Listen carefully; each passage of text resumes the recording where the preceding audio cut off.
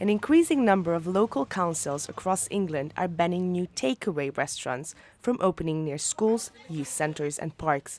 Government officials say such initiatives are essential to reduce child obesity, antisocial behaviour and garbage.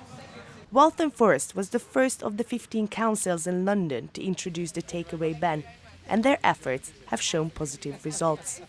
We now have 241 fast food restaurants. That's dropped down by 5% since we introduced the ban a year ago. That has been supported by over 90% of our residents. I think it's a good thing. Our schools support it.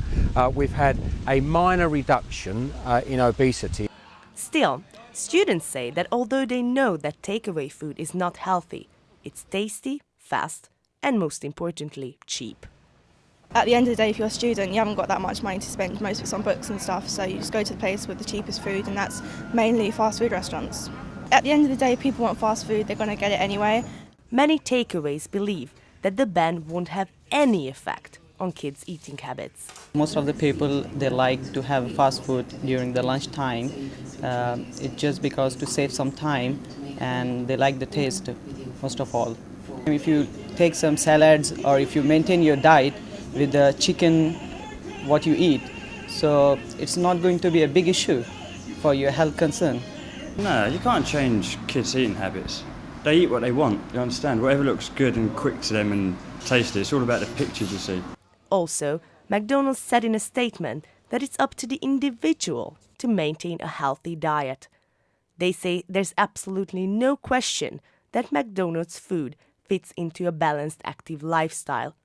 But a nutrition policy specialist says if the real goal is to change kids' eating habits, then limiting the number of fast food places is only part of the solution. He says change can only come if the food that people like becomes healthier. It starts with the popular foods that people want to eat. It doesn't say give up the food you love and eat something different because it's healthy. It says go on, eat the popular food, eat these takeaway foods that you really like, right? And what we're going to do is alter the nutrient profile of those foods so that when you go on eating takeaways, you're actually getting a healthier product in the process. Although producing healthy food could cost more, Councillor Robbins believes people are willing to pay more for quality. We're not against fast food, we're just against cheap, bad fast food where they're really exploiting people rather than providing them with a service. So good food, prepared well, doesn't necessarily mean it has to be more expensive, but we think the people are prepared to pay it if it is.